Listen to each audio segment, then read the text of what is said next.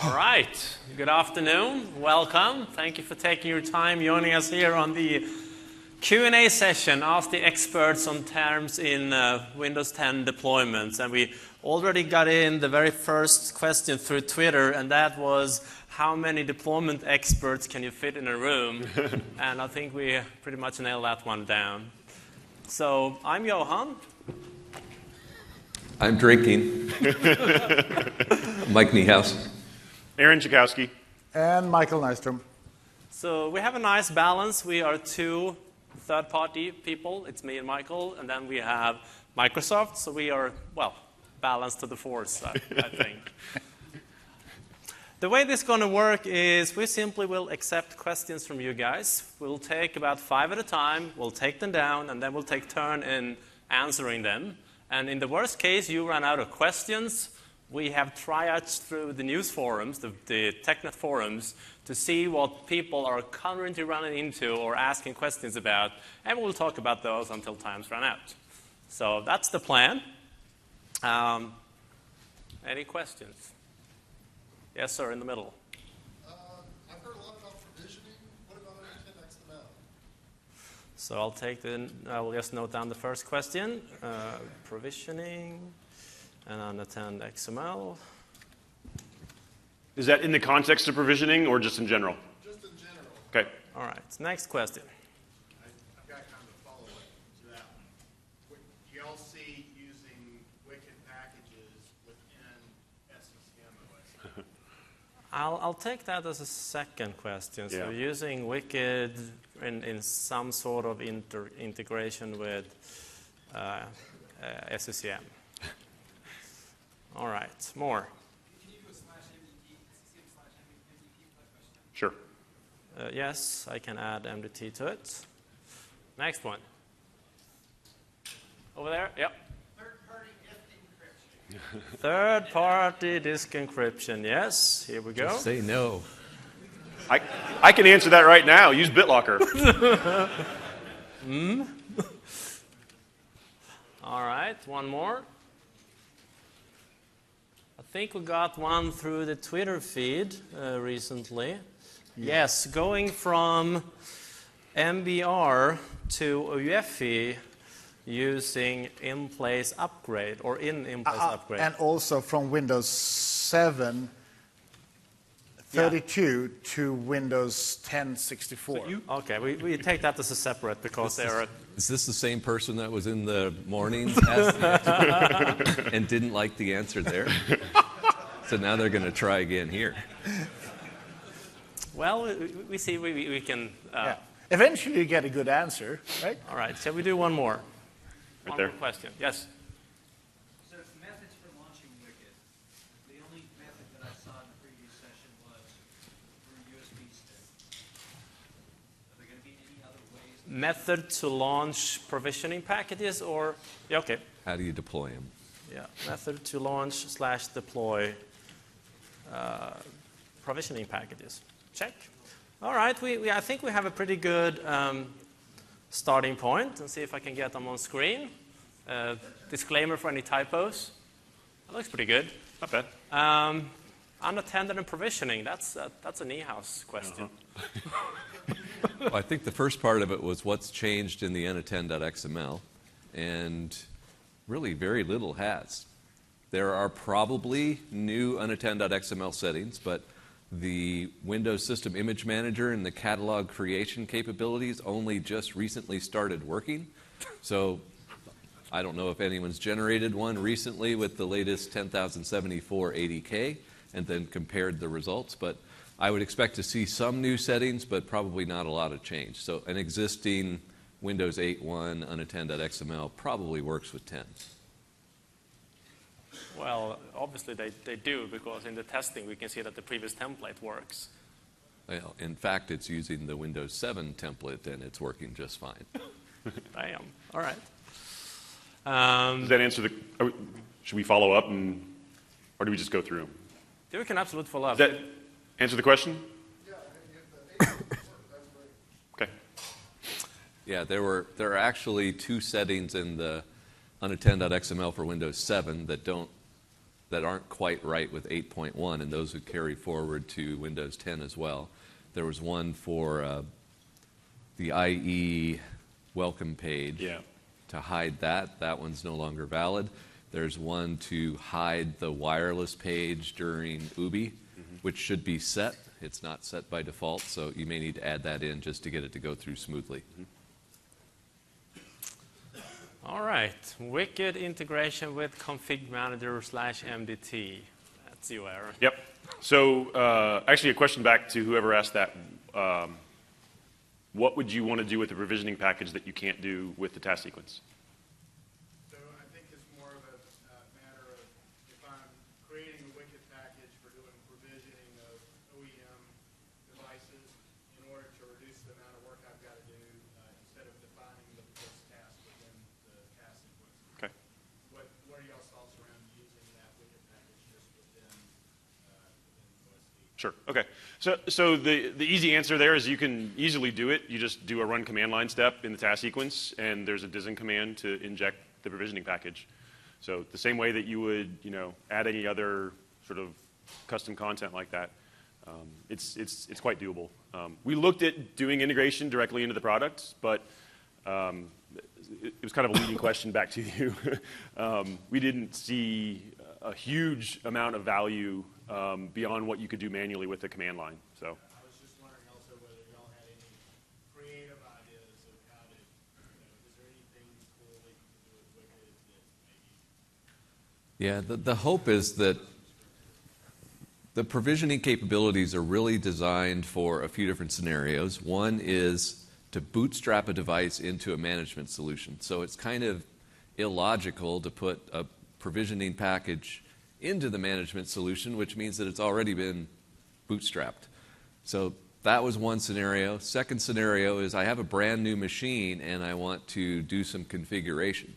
If you're an enterprise using a management solution, you're back to the first scenario. You want to do just enough to get the device enrolled in a management solution and then let it take over. Whether that's Intune, Config Manager, or something else, doesn't matter. The third scenario is really not enterprise targeted, it's OEM targeted. OEMs use WICD to create a self-contained image with an unattend plus apps and drivers and all of that bundled together to blast out to tens of thousands of machines very quickly. So they kind of have a different use case. But for most enterprises, you should think of it as, what can I do to do just enough to bootstrap this device into a management tool? Right now, I have a company that I work with, approximately 16,000 computers. And they are starting a new program when all the employees are allowed to kind of, buy your own machine from a set of pre-certified stores. And they want to do an onboarding process. And I told them about Wicked and Windows 10, and they said, that's exactly what we'd like to have. We're going to create a package that makes the machine a member of the domain with the correct version of Windows.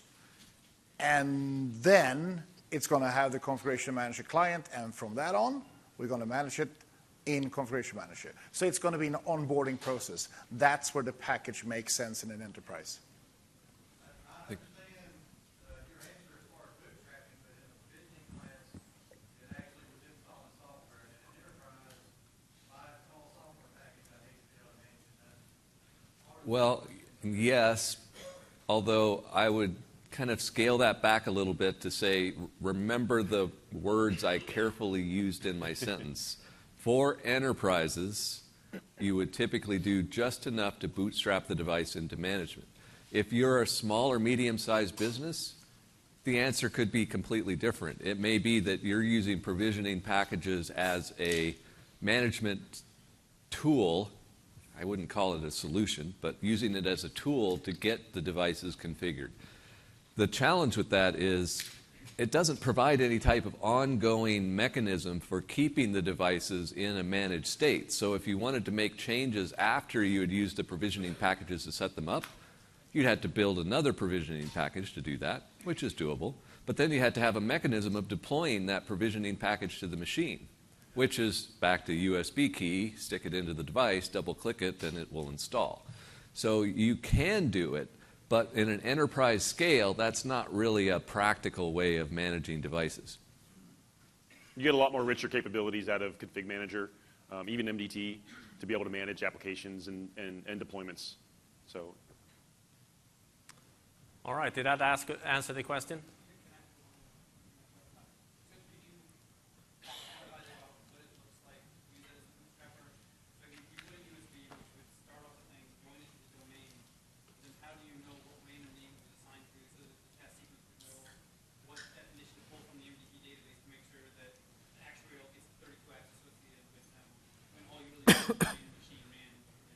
Yeah, I think the scenario that you would look at, Repeat the question.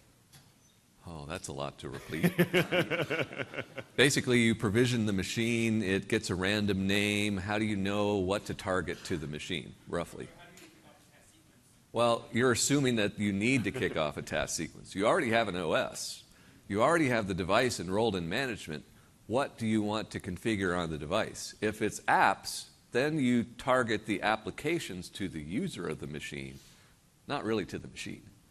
The machine is kind of the irrelevant entity in that case. It's who's using the machine, and use the user-based capabilities in Config Manager to target apps out to it. So the customer I'm talking with, what they are going to do right now, because they're going to do it for Windows 8.1, they're going to have like a very basic portal. So the end user needs to log on to a portal, and that's going to create, in this case, an offline domain join package. And it's going to rename the machine, reboot, and then so that's going to be replaced by the Wicked later on. But they still need to name the machine. So that's the way they're going to deal with it. And they also connect the user with that machine, so they know who is using that machine at the onboarding process, because it's an onboarding process. The same way you deploy a machine, you specify this MAC address or GUID number, whatever it is going to be used by this person, have this name. So you need to have the same process. That the Wicked package is just a configuration package for things like joining the domain, removing an application, adding an application. It's like a built-in task sequence without any infrastructure around it. It's nothing more, it's nothing less. All right. How about moving on to the next question? That was the third-party disk encryption. All right, I'll take that one. You take the next one.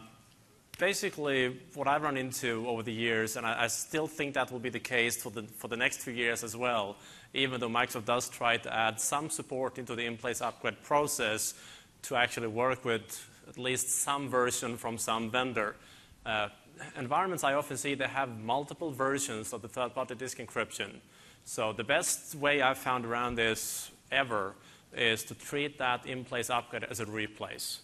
So you will have one sequence that will run the backup job, store the backup somewhere on the server, on a NAS disk, somewhere except on the machine. And then you do a normal bare metal deployment. And BitLocker. BitLocker will be the Microsoft answer, yes. If you want to keep your existing third-party software, I would recommend to use a replace scenario. oh, how much is the cost of BitLocker, Mike? It's free. Oh, wow. What we actually It's see is that included in Pro as well, so you don't need SA. what we actually see is that a lot of customers that done this at least 2 or 3 times or over a couple of years, they eventually give up. There's no discussion if the third-party application or BitLocker is better or worse. It's just we can't afford this anymore. It's just a waste of time. It could be better. The third-party vendors could do more. Yeah, and we're seeing another interesting trend with the third parties. They're starting to realize that the disk encryption business isn't one that they're that interested in. What they're really interested in is the management of BitLocker, of disk encryption. So they're actually shifting to using Windows built-in encryption capabilities, the BitLocker encryption style, but then they provide their own custom management solution sitting on top of that, which is kind of what we do with MBAM. Yeah. So you'll see competitors to MBAM, which really just leverage BitLocker as an encryption engine. All right. Next one, going MBR to UEFI in an in-place upgrade. Yeah, I can take that. So the problem is that we have a different disk partitioning. In theory, it would be possible. in reality, it's going to be very complicated. We need to, I don't know, shrink the drive, add a FAT32, convert the drive from an MBR into a GPT, and we also need to turn off the machine in the middle to shift it and to make it boot from the other one, and all that stuff. Is it possible to do? Kind of. Is it possible to do automated? No. So someone actually needs to be at the machine at the time. Okay, so you have 10,000 machines. Then you need to hire people that runs around and do it manually. And if the time it takes, maybe 2 hours, maybe 4 hours, let's say 5 hours per machine. That's 50,000 man hours for the benefit of, now it's booting faster. Not to mention standby. Yeah, exactly. So what we actually do recommend our customers to do currently is to wait until the next hardware refresh. And you can do that in 2 ways. Dropping a laptop from like 50 feet. Do you want to, let's do a live demo, how about? No. That's going to speed up the process. Unless someone sees you, then you have a problem. It's not really worth it just because. So you need to have a really good justification. It could be a few machines. And say, on these machines, we really need to do that because of security, performance, I don't know. There's something that says we really need to. In that case, let's do it on those machines. But you need to have a cost related to that. So we strongly say, don't do it. If it's running an MBR BIOS configuration, continue doing that until it dies. Replace it. If you really need to do it and you want to do it in a supported way, then you're going to treat it as a replace scenario. Yeah. And we've been saying for several years now that if you have a Windows 8 logo certified machine, which means it's running the UEFI 2.3, and you're deploying Windows 7 x64, use UEFI. Yes. Because at some point you're going to want to migrate that machine to a newer OS that will benefit from UEFI, and that will make your life much easier. And the fun thing is that we have said that so many years, and still a bunch of these customers said, no, we can't do that, we're going to shift into MBR. And then you tell them, well, that means that next time you want to run UEFI, you need to run around to all these machines. Yeah. And then they come back, and now they're asking the question, and I'm just repeating the same thing. I told you 4 years ago, 3 years ago, you need to run around. Really? That's going to be awfully expensive. Yeah. All right. So there is no really good solution. I hope that answered the question, right? Follow-up, yeah. So half of our environment is a third-party encryption product that kept us from going to UEFI. Yes. And the other half might be BitLocker. McAfee. And we want to go to Windows 10. Do you recommend that we leave half MBR and half UEFI? So the question was, what if a scenario where I have half of machines not having UEFI because my third-party disk encryption didn't allow it? And then the follow-up was? The other half, UEFI with BitLocker. So here's a really good answer. If you're going to treat that migration as, because you're going to remove the third-party disk encryption application, right? Okay, so you're going to remove that, replace it with BitLocker. The easiest way to do that and the fastest way to do that is actually to do a replace. So you do a replace to your own machine, right? If you do that, you're going to be at the machine at the same time. If you are at the machine at the same time while you're doing it, you might as well shift it into UEFI. Okay, so we have a small number of desktops that are encrypted that don't have UEFI because we got into the standard of using UEFI. So there, we're going to end up with everything UEFI except for this small number. Yeah, leave it as is. For the most part, you won't notice. Once the OS is up and running, it doesn't matter if it's UEFI or not. It's primarily the way the OS is deployed and the way it boots up that's different. Cool. All right, next one, going 32-bit Windows 7 to 64-bit Windows 10. Nihas. Which works perfectly when you're doing a wipe and load. I have a thinking it has to be, I should have written down like in-place upgrade because I think that's the Yeah, details. If you want to do an in-place upgrade, sorry, we can't do that one. So that's one of the scenarios we would say wipe and load is the approach to take. Backing up the user state, booting into PE, deleting the OS, laying down a new image, ejecting drivers, putting the apps back, restoring the data. If you came to my session yesterday, it was one of the aspects I mentioned in the comparison between refresh and upgrade. And there are some situations where upgrade isn't the silver bullet that it might seem. And changing architecture, changing the language of the OS, changing BIOS UEFI, changing architecture language and addition. There's some addition cases that might work, but Go up. some of those sort of core changes to the system, in-place upgrade is not going to fix that. You're going to need to do a refresh. All right, methods to launch, deploy, provisioning packages. We sort of touched on that Covered that. already, but Yeah, there are mechanisms to inject provisioning packages into an image, and then they get applied automatically. They can be executed from a command line using ProvTool or using DISM, so there are ways to do that. You can double-click on them. There's a settings page where you can click the button and it will browse to a SD card and you can add them from there. So there are a variety of ways to do that, but almost all of them are manual. The exception would be the DISM command where you could put it into an image. So or into a it's sequence storage. you could add it into a task sequence. All right, then let's move on and add some more question to the second slide. I already got in 3 through the Twitter streams. I will add them first. The first one will be XP mode. Interesting.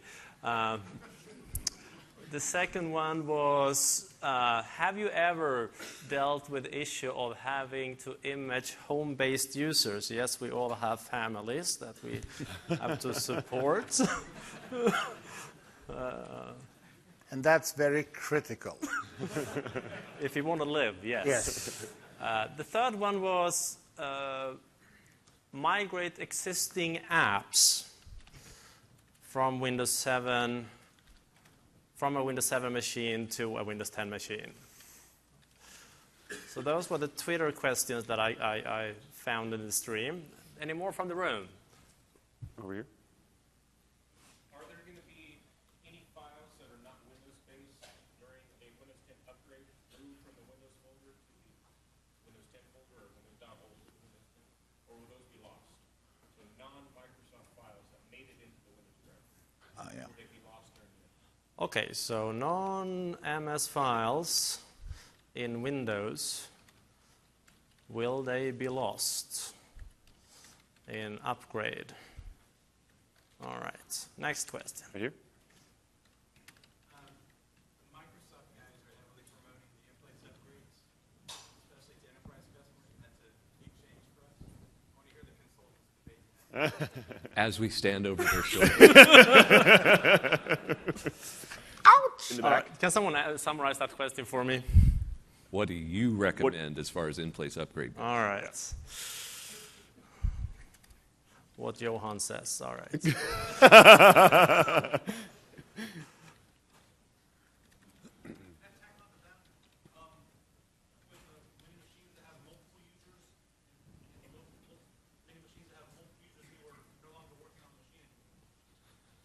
So like old random user profiles that are still sitting there? Okay, dealing with old users, old data,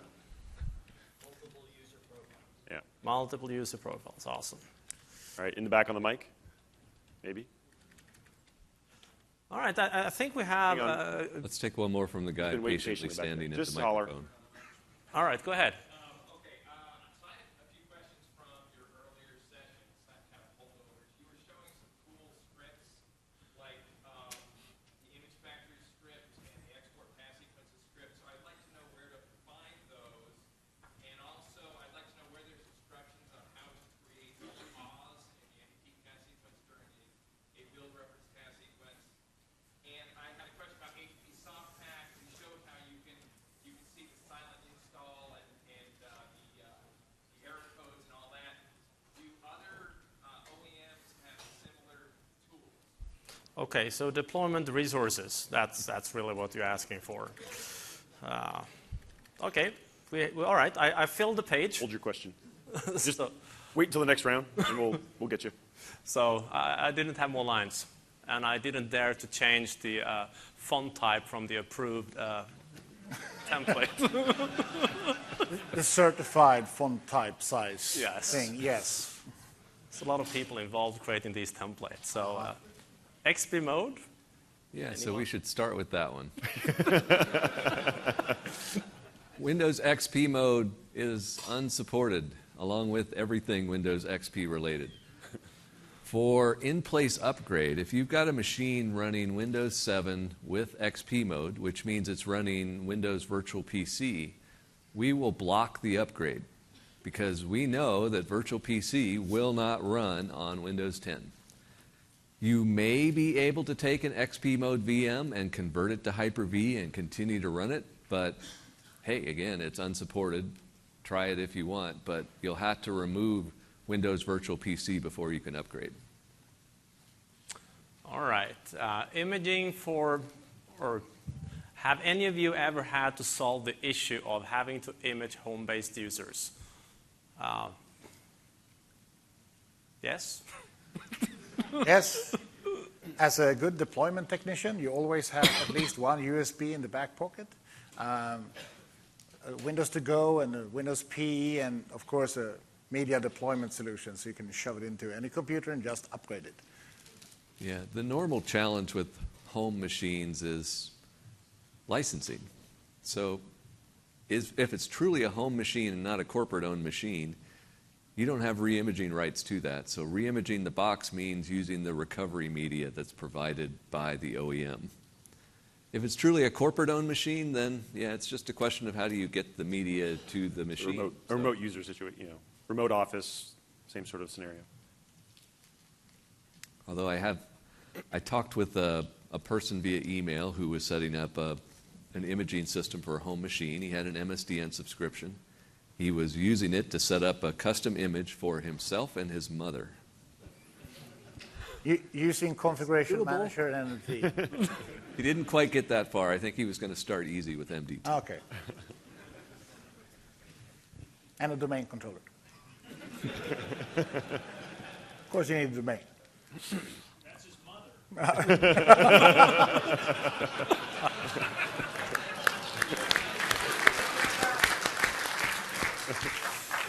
True. All right then. Next question. Migrating from Windows 7 to Windows 10, and the question was how to migrate applications as part of that process. So basically being able to capture apps from the old one over to the new one. Do an in-place upgrade. It's automatic. Are there other options available? Yeah, there are. I mean, if you're going to do a wipe and load, you have to be able to have some mapping mechanism to be able to figure out what's on the machine today and what you want to put back. You can try to figure that out, but you're never going to do 100% because there are just too many applications out there. MDT includes a SQL database, a package mapping table that can be used with Config Manager to say that anytime you find an inventoried add remove program entry with this name, please install this package and program. You can tweak it to make it work with the app model as well.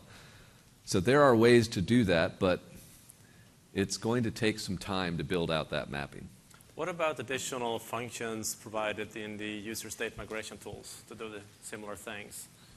The user state migration tool does have the ability with the Windows 10 version to capture a provisioning package containing apps, but not from a down-level OS, only from Windows 10. And it's not intended to create a provisioning package that can be applied to another system that already contains apps. So if you tried to use it with a golden image that contained one set of apps and then tried to merge in another set of apps, who knows what happens. All right, next one. Non-Microsoft files in the Windows folder, will they be lost in an in-place upgrade? No. Next question.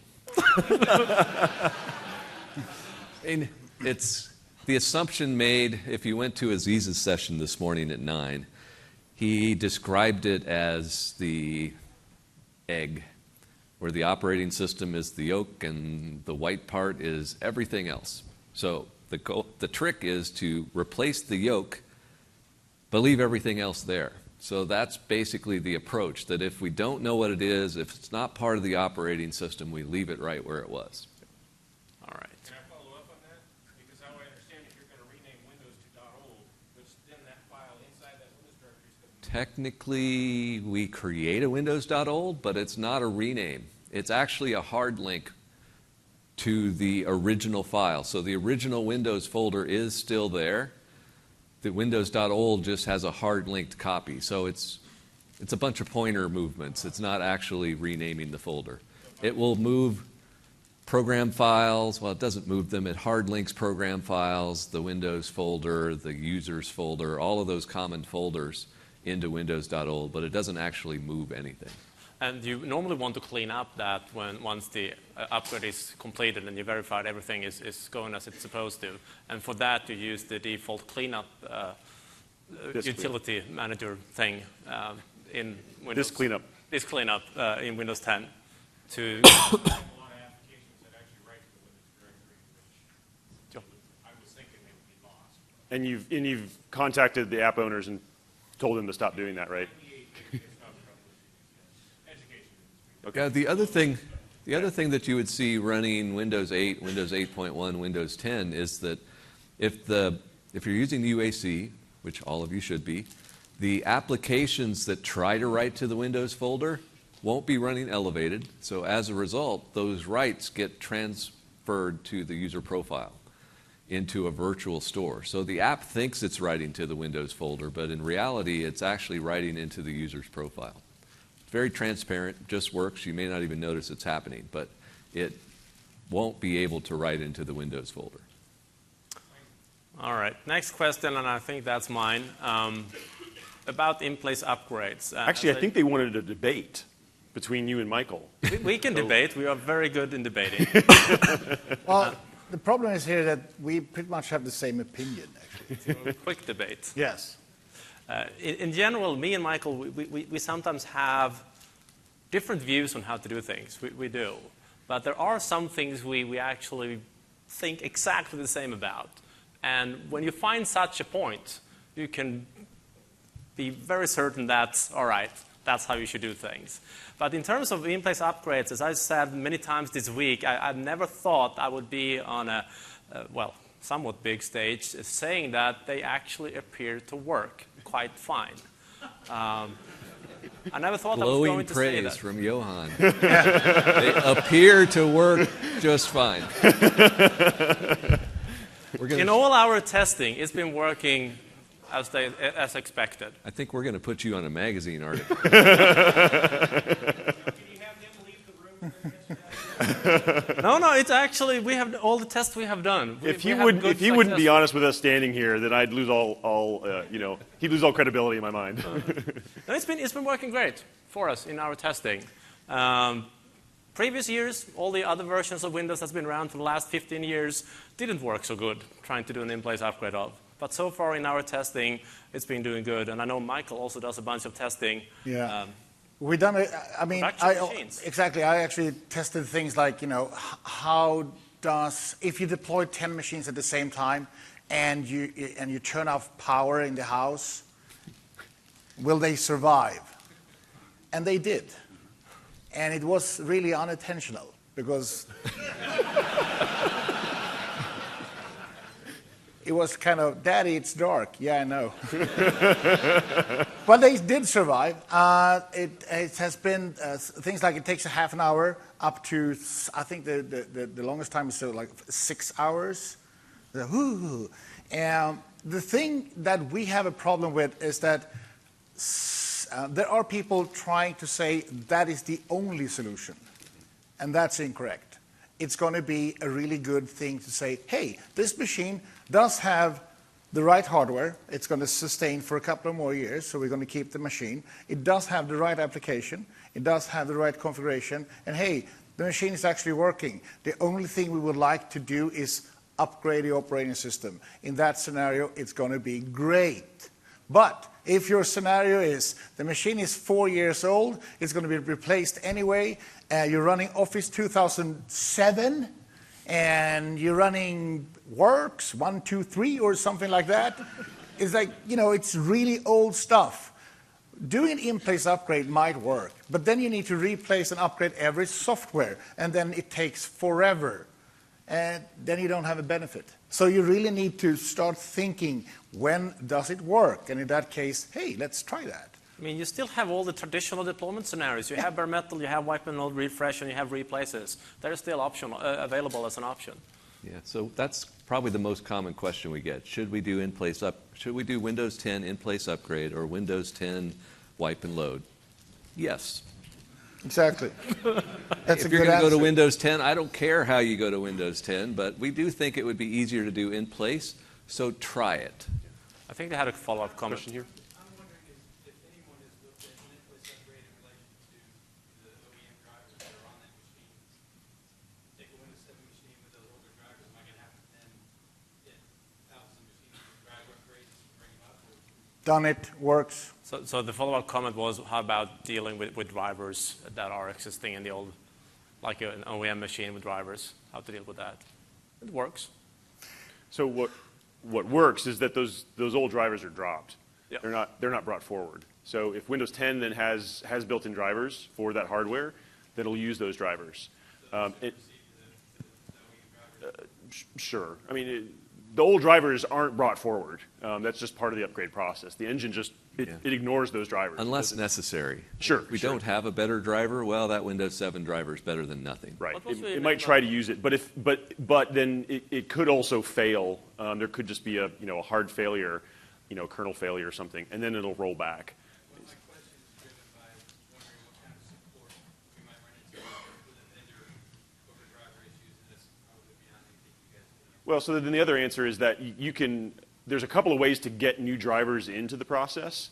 If you're using dynamic update with setup, then it'll actually go out to Windows Update or your local WSUS, not Config Manager though, and it'll get any new driver updates that are available. So if your hardware vendor is publishing drivers to the catalog, then those will be available as part of setup. The other option is you go out and you get the Windows 10 drivers that you know you need, and you package those up and you hand those off to setup. So there's a command line parameter you can pass to setup to install drivers, and it'll then use those on the other side. And also in upcoming config manager, there is an option to That's why have the sequence Yeah, prepare that package. Exactly, yeah. So, I know what you're getting, because I need the support from the vendor, right? Therefore, I need to use the vendor driver. It doesn't really matter if it works. I just need a vendor driver to be able to, call the vendor, right? And in that case, you need a driver package. So then, first of all, you need to wait until the vendor does have Windows 10 drivers. And it might be that they will never come with one, because they're going to say, well, it's included in Windows, so we don't have any drivers. Yeah. Or they don't Or it's support older that. hardware. Yeah, that exactly. support Something like that. OS. Yeah. So if they have drivers, there is a way to get them in during the deployment in an in-place upgrade, yes. There were a couple of questions over on this side. Yeah. It doesn't migrate over the WinSXS folder as well, does it? No, that's basically what makes up the existing version of the OS, so that will be completely replaced. And then another follow-up right in here. Yeah, I mean, for the drivers, is it referred to you, Microsoft drivers? The OEM and the drivers? Oh, that's a religion. I usually tell this to customers, that you need to pick and choose here. You either you focus on you're supporting the machine, and then you use whatever driver that you think works best. Or you claim support from the vendor. In that case, you always need to use the vendor's drivers. And if they don't work, you need to tell the vendors to create new drivers. Most customers I work with, that is in the mid-size area, they use vendor drivers. But the bigger they are, the easier for them is to contact the vendor and say, well, we're not using your drivers, we want to have support anyway. Oh, you can't have that. Well, I'm buying 25,000 machines a week, so that tells me I can. Okay. So it depends on who you are, right? So it's either you're doing the best effort you can to support your drivers, or you focus on just to have the OEM drivers. It depends on if you do need application support and all that stuff. All right. Next one is dealing with old data users and multiple profiles. Help. I know how to deal with old users. Retire them? Yeah, you retire them. We've actually had a lot of MCS consultants who've done projects where they've had multi-user machines that have hundreds of profiles on them, and migrating that's just not worth the hassle. So it's not uncommon to add a step to the task sequence to delete profiles that haven't been used in over a certain amount of time. With previous OS versions, that was a delprof utility. We could just specify how many days and it would remove them. With the newest OS, I think it's WMI based, that there are WMI methods to do that, but I haven't done that recently. But there are ways to remove properly the old profiles. Remove them improperly, like going into the folder and deleting it, will cause USMT no end of grief, so don't do that, but find the appropriate scripted mechanism to remove them. All right, the final one was deployment resources, and in specific, some of the script that Michael demonstrated this morning. So are you number 7? I'm always number 7. 00. Of course. Yes. So number 1, the resources. Yep, got it. My blog is at Deployment Bunny. It's easy to find, deploymentbunny.com. Johan's is a bit more serious because he's deployment research. Sounds better. Another good blog is the Deployment Guys. And then we have Aaron's blog, which is a very nice blog to follow when you want to know OSD-related things. And that's Nihau's blog. So you can follow them as well. So that's the blogs. What about, you asked about script. Well, where to download them really was the question. Yeah, but it was a question about how do you do a pause in a light touch script, right? Well, I was mainly wondering where to get them from. Well, this is one of the most complicated scripts we ever did. You can run it, it gives you OK, and if you want to look inside the script, you can use the development tool called Notepad. And then you can open it, and then you can see it says message box OK. Yeah. It took at least an hour to create it. And what you do is that you, anywhere in a light touch sequence, maybe before you run Windows Update, you just do what we all do. You take a copy of the tattoo step. And people go like, is that important? No, it's just that the only thing we need to do here is specify LTI pause.vbs. And now you have a pause. The script will run until this point, then it pops up an OK, and then you can do whatever you like, and then you hit OK. You asked If you about... try to put that in Config Manager, it will pop up and you'll never see it. Yeah. Clicking on the question was about invisible light button touch. is fun. We had another question that was asked about the factory. Image factory, yeah. Yes, the image factory. You can launch it through Service UI, though. So that's the blog post for the building image, the reference image factory. The original idea was Nihau's. He was playing around with that for a couple of years ago, and I just decided to, make it work. It was even close to make it into MDT at one point, wasn't it? The code was written, yes. All right. Yeah. We'll leave it that way. No more like. All right, so let's get some new You have questions to bring in. up the pain points, don't you? We had some questions in the room from last time that didn't make it, so let's start with them and then go to the Okay. Twitter. Yeah. So they were right in here One somewhere. in the back, yeah, with the hand up back there. Probably a simple one. Is it truly just a simple PowerShell command if I want to stop deployment if secure boot is not enabled? So I can manually go and do what's necessary. Stop deployment if secure boot is not enabled. All right. Next question. There was a couple right here in the middle. Yeah? Custom registry settings stay with some of your migration? Does custom reg Settings, stay in place upgrade. All right, next.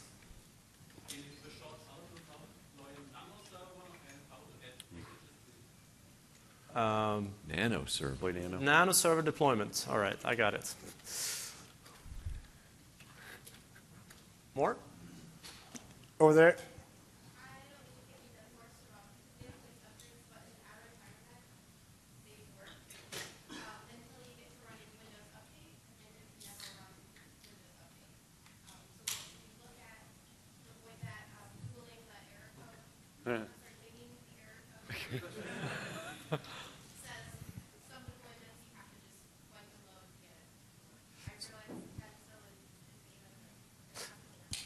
What build number are you using? Is 74? Okay. So troubleshooting Windows Update issues after an in-place upgrade, right? And the machines are joined into the domain, right? And you do have a WSL server on. Yes, that's okay. Is it a config? Is it a task sequence driven upgrade or just manual? Okay. And your WSL service is not configuration manager, it's just a WSL server, right? Yeah. All right, should we do one more? One more question? Right there. Yeah, we've got a large customer that's still on SCCM 2007. They want Windows 10. Shall they wait for VNext, or do we put it on config manager 24 Oh, okay, wait for vNext before upgrading from CMO 7. All right, got it. To get Windows 10 deployments in place. All right, we have a few questions. I will add in one from the Twitter stream as well. What about antivirus software, third-party antivirus software? And yes, they should use Defender. Endpoint or Defender, whatever you are recommending. Third-party. Whatever is inside. You keep All right. changing names on that all the time. So here we go. Stopping deployment if secure boot. I have no idea. Oh, screen. Yeah. Thought I. All right, here we go. There are actually two parts to that one. First, secure boot requires UEFI. So check to see if you're booted using UEFI. Both MDT and Config Manager set a variable to indicate whether that's true or not. To query if the machine is using secure boot, that requires a PowerShell command. There are PowerShell commandlets that let you inspect the machine to see if it's using secure boot or not. All the Windows PE boots should use secure boot by default if it's enabled, so those PowerShell commands should work okay. You just need to somehow pass the results back to the task sequence. As long as you add PowerShell and .NET Framework into your boot Right. images. Those commands not available. Maybe they are in Windows 10 portal, but they're not available in prior versions. They're in Windows PE for Windows 8, Windows 8.1, and Windows 10. When you add .NET and PowerShell, that's not enough. There's another set of optional components that you need to add. So if you go into MDT, storage? you can Where's the security? there are specific commandlet Just packages that, Switch over to the Number demo. 7. Number 7. yeah, that one. You had to add them explicitly. And you should actually add that too. You need to have PowerShell, .NET Framework, and you also need to have secure boot commandlets. And they are not by default. I usually add the storage management commandlets at the same time so I can do anything with any kind of storage.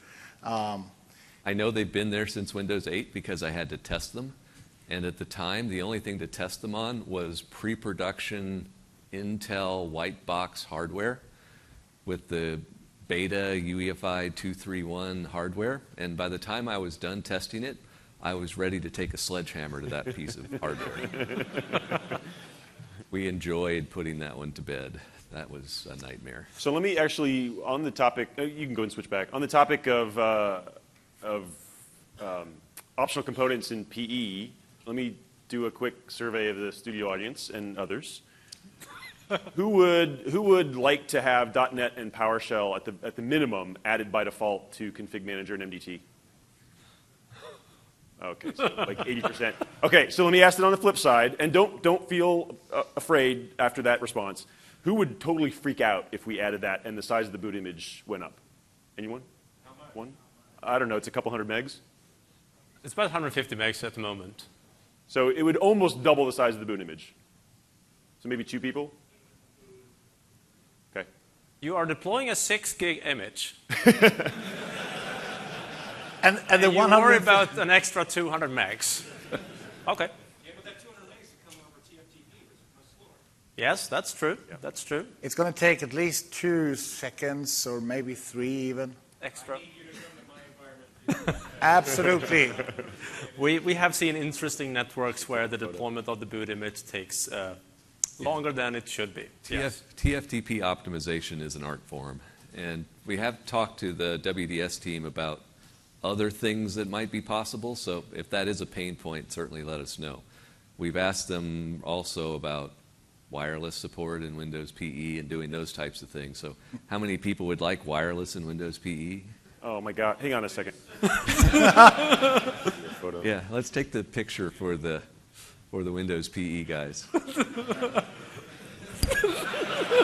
Oh my God. All right, good enough. Thank you. I should have done a panoramic or something, but let's take a time, we'll move on. All right. Does custom registry settings, I guess, Yep. If .NET and whatever else you talked about would be added by default to the MDT boot image, would there then be dependencies, or could one choose to take them back out? So the question is if we added the PowerShell and .NET by default, would there be dependencies, or would you be able to take them out? I mean, you can always create a custom boot image anyway. Yeah, I guess the question is I think potentially then what would happen, I think going forward what would happen is knowing that .NET and PowerShell are in the boot image by default, we would probably start to leverage that in other work. So it probably would become a dependency over time. I can't promise you right now that would be the case. There is one example for sure. I know that currently, I think it's Config Manager. I'm not sure if MDT is in the same boat, but we leverage some disk management APIs that are deprecated. And to use the new storage management APIs, those are dependent upon PowerShell, which is dependent upon .NET. So to switch over to that, we would need to add all of those components. So in that example, if we did that, then yeah, there'd be that huge line of dependencies. And things just wouldn't work then if you did remove them. Good question. So one of the things is that we deploy a lot of servers, right? Mm-hmm. And when I deploy servers, I always need to manage storage. Yeah. We have been adding .NET Framework and PowerShell to the boot image since I can remember, because that's the only way to do things, right? Mm-hmm. And what you're saying is more of if .NET Framework and PowerShell is in, then Microsoft could start saying, well, hey, let's do it in PowerShell instead. Yes. Which means that in the long run, the code will be faster, easier, slicker, nicer, and better, maybe? Maybe. Because adding it in doesn't mean checking the boxes to make it there and letting you uncheck them if you want. It's more like add it in and you can't take it out. Yeah. Okay. Yeah. Question here in the blue? Just a tack on, based on what the little I've heard about what they're doing with Nano even in the PowerShell core, and that being, the goal with that sounds like it's universal, at least to have that core, it would seem logical that in the that would be just baked into security, because everything else has to, between Nano server and Xbox, everything else. Just so the follow-up comment is around the PowerShell core that is, for example, built into Nano Server, which is, I mean, very small footprint. So, yeah. All right. Does custom registry settings, survive in an in-place upgrade? Yes. Okay, next. If it's not part of the OS, we assume it's needed for something, we migrate it. Okay. Nano Server deployment, I think it was Jörg asking that question. Is there a story around it? Except manually have a PowerShell script that applies the Vim to a VHD and boot it. So our team is talking with the server team right now. Because of a lot of what's removed or not there by default in Nano, even the Config Manager client won't work on it. We're working with them to figure out that story. So because the client won't install, then OS deployment within Config Manager is kind of off the table. we're still having some conversations, so we honestly haven't done a lot of investigation yet about MDT and whether that'll work. So it's a bit of an open question right now. If you want to play around and test it, I did publish a PowerShell script last week to allow you to at least deploy it from the default media that you download from Microsoft, and it takes a few minutes to run that script and boot it up, but it's an easy process. So, and I've been playing around with that too, and you can see this, it's heading to the, well, that's going to be a virtual machine, and that's going to be Virtual Machine Manager. And Virtual Machine Manager does another type of deployment. It just lays down the virtual hard drive, and that's it. And then it applies the unattended XML file to that configuration. So for the scenario where the Nano server will be used, there's going to be deployment solution for it. Nobody's going to buy a server for $10,000 and say, hey, I'm going to run Nano server on this. I'm not sure, because the core scenario for Nano server is actually scale-out file server and Hyper-V hosts. And that's physical hardware. And the physical hardware, you need to be able to deploy it somehow. You can do it through VMM, but it would be kind of nice to have the support in Light Touch, maybe even, well, probably not config mounted because of the client, but at least in Light Touch, to be able to do that deployment. That scenario is built into Virtual Machine Manager that does have that capability. So wherever Nano server is going to be used, the deployment solution that is built for that is going to have the support. Configuration Manager and Light Touch is probably not slightly out of band. Could be used. For Light Touch, could be fixed, maybe. Yeah. And I have no idea whether VMM team is looking into that. Have you heard anything? Yes. And you're under NDA, so you can't say why and when. Okay. So I know the PM, I haven't talked to him, but I saw the PM for VMM who does OSD. He's here this week. His name is John Patterson. Although the expo's closed now, so you won't be able to find him. But I know they were here this week. I know it doesn't really answer the question. But They were here. They were here. Okay. I actually got a question from the Windows booth in the Expo area through Twitter. Cool. It was the exclude files thing question that we answered earlier, so we hopefully helped them with that. Nice. Okay, next one. Troubleshooting Windows Update issues after in-place upgrade. I haven't been fortunate enough to see them, except for that There are so many pieces to that one. Yes. Well, first, Windows Update Agent in Windows 10 doesn't write a text log file anymore. So there's the first challenge. It writes a binary ETW trace file, so you had to format that. The Windows Update team posted a blog on how to do that. That was a terrible blog.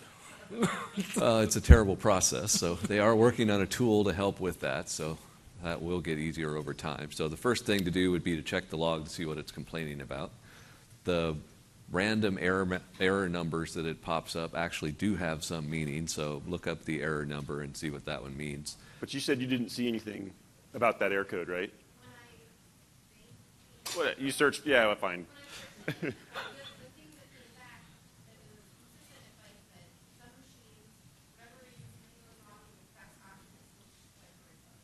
No. Yeah, which is the cheap, have you turned your PC off and on again type answer. Yeah. So I'm going to give you a couple of samples.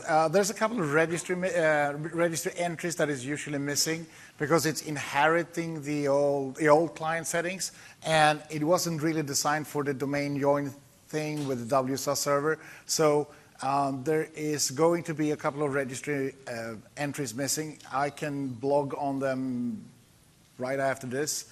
That's one scenario. Another scenario is, and this is really funny, if you do have a WSUS server and you for some reason can't access it, even if you check the box, would you mind checking the updates directly on the internet? It's going to first check and see if it can find your WSUS server.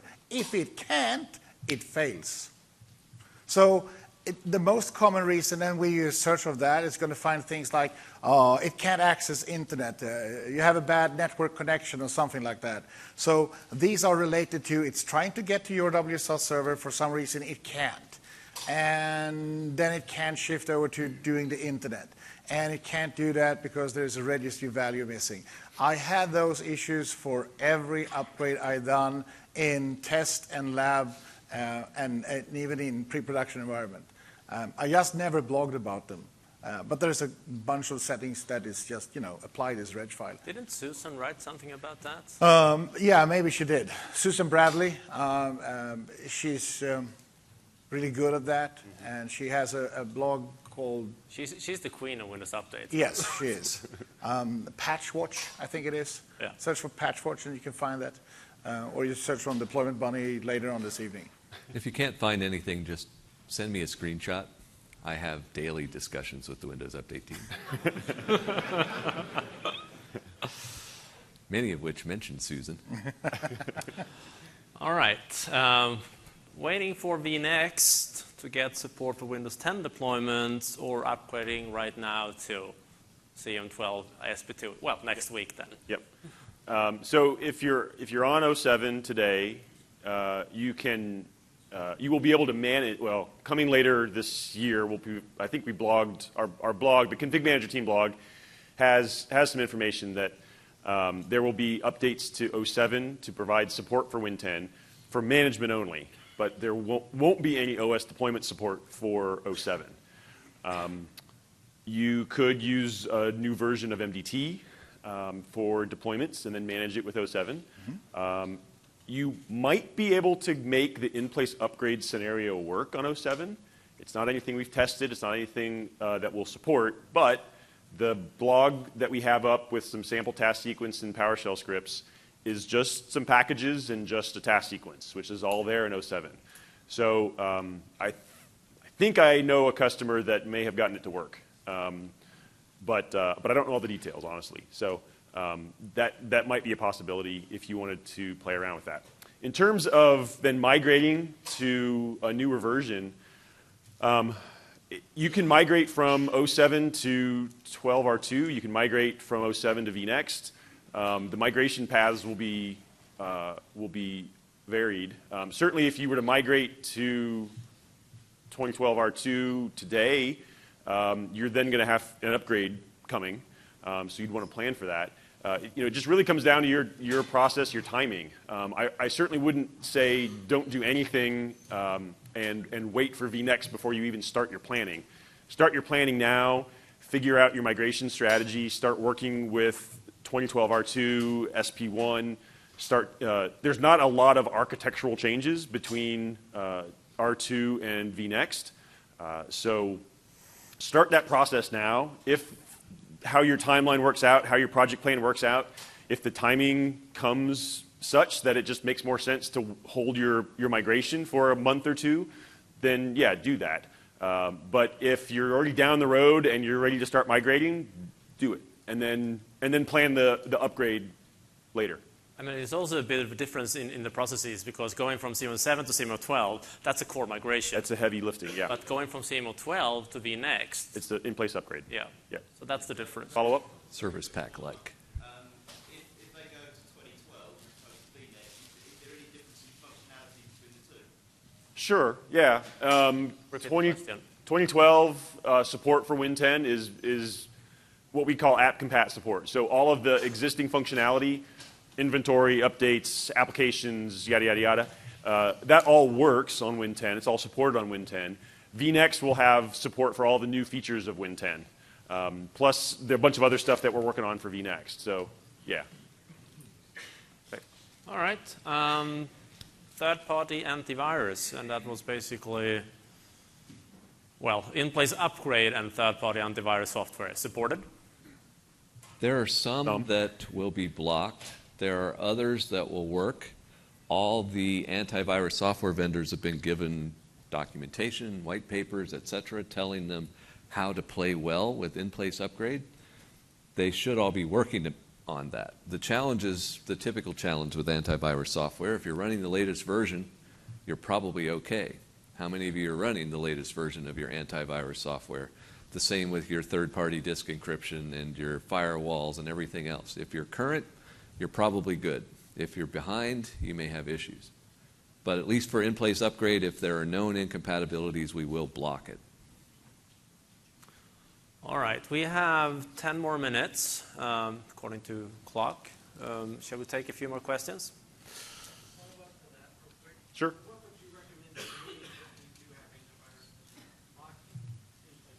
Uninstall it and then reinstall it on the other side. Yep, part of the task sequence in the preparation phase, you can run a command line to, MSI exec/x, remove it, and then install the application on the other side. Assuming that the install will work on Win 10. There might be a reason it's being blocked, is because it may not even install on Win 10. All right, I got one from the Twitter stream, and that is how to other means to deploy VMs than MDT and Config Manager. That was one question. Deploy VMs other than with. All right.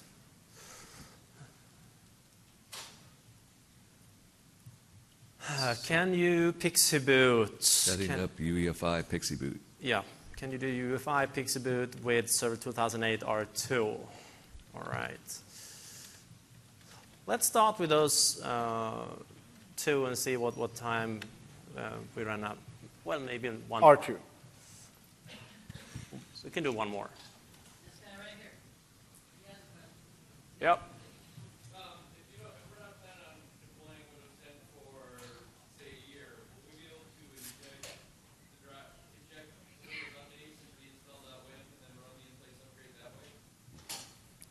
So updating the upgrade. Or do we have to run the Windows updates then? Updating the upgrade. Media. Okay. Servicing the upgrade. All right. Let's see if we can get that one up. All right. It's up. Other means to deploy virtual machines other than Configuration Manager and MDT. Yes, we can clone them, and we can use PowerShell. So both Johan and I use PowerShell to deploy virtual machines a lot. You can either do difference in disks, or you can, as we do, here's the WIM file. We apply the WIM file directly to a VHDX file. That's one way to do it. So with PowerShell, you can basically do anything. If you have a VMware solution, then you need to have, of course, the PowerShell for VMware, and you can do basically the same thing. It's just that I don't do it that much. The other solution is going to be Virtual Machine Manager. Yeah. System Center Virtual Machine Manager does have the ability to clone machine, sysprep machine, deploy machine, and do basically anything that Configuration Manager would do for clients that is physical, but it's just doing it in the virtual world. So I would say for an enterprise environment, that's going to be Virtual Machine Manager. For a smaller environment or for test, lab, play, goofing, that's going to be PowerShell. All right. Can you do UEFI PXE with Server 2008 R2? It depends. Yes, for x64.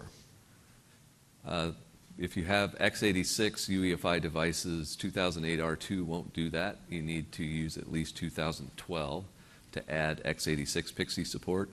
It is a little tricky to do UEFI, non-UEFI, x86, and x64 on the machine, but Andreas has a fairly good blog talking about that one on, what is it, twopintsoftware.com? Software, yeah. Yeah, so That's right. read through his blog that talks about setting up basically conditional PXE responses based on whether it's a UEFI device or a non-UEFI device. It kind of explains what's going on behind the scenes and how you can get it to do what you want. All right then. Updating the upgrade media. I am assuming in-place upgrade media. Yeah, so there's two parts to that one. One is updates that come out every month. So we ship Windows 10 this summer. We start shipping security and other updates potentially monthly after that. When we do that, can you inject those updates into the WIM? Yes, certainly. So you can mount the WIM, you can inject the updates, commit the changes, and then use that to do an in-place upgrade if you want to.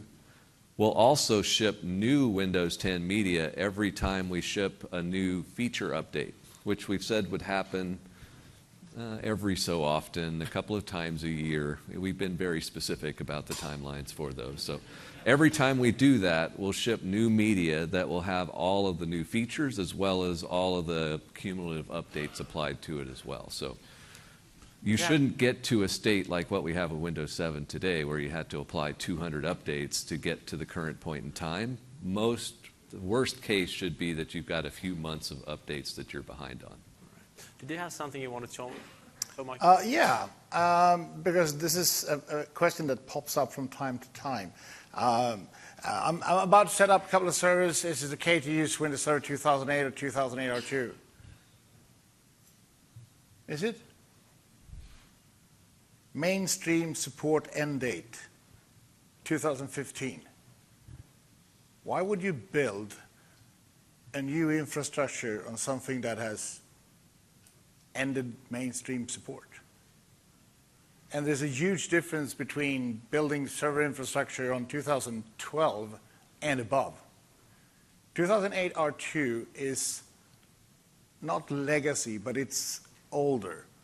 And for the next version of vNext, in general, Microsoft is going to support -2, meaning we're going to support 2012 R2 and 2012. Oh, you're building your deployment solution on 2008 R2. You can't do any kind of upgrades. So before you start building anything on 2008 R2, consider the fact that it is actually out of mainstream support. So Config Manager typically will continue to support any OS that is still supported, including things in extended support. So we know that there are a lot of customers that have very strict data center regulations that standardize that, thou must be on this version of the OS. And we've got a lot of customers that continually ask us, even today, so this is for 2008 R2. 2008 is a different schedule, 2008 SP2, which is the Vista server. And we continue to support Server 2008 with Config Manager, and we'll, as of today, plan to continue to do so as long as that OS is still supported. That's 2008. Yeah. It actually has the same date. I know. Schedule. Because that's the fun part. Right. When you start looking on lifecycle, you're going to realize that 2008 and 2008 R2 has the same date. 2012 and 2012 R2 has the same date because they belong to the same operating system family. From a deployment perspective, one of the challenges we have is that sometimes the underlying tools, especially DISM, will run into problems on Vista Server specifically. So we continue to make sure that they continue support for that because we know that there are customers that are still running Vista Server in their data centers. I think that's the way we get people off of it. Yes, exactly. Keep calling it Vista Server. Yes. That's what I do. It actually works. It's like, we're going to build 2008 servers. I've had so many conversations where I say Server 2008, and people just assume that I mean 2008 R2. I'm like, no, actually 2008, the original one. So Vista Server is a nice way to distinguich it. Yes. All right. And Windows 7 is on that same timeline, so there's only Yes. 1,912 days of support left for it. So the deal is that we are up on time. And we would like to thank you for coming here. And please remember to fill in the evals. Thank you, guys.